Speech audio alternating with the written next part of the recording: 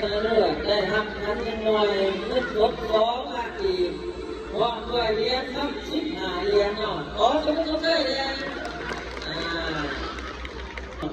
ทำการบอกไว้ก็ได้คุยกันไปเนาะ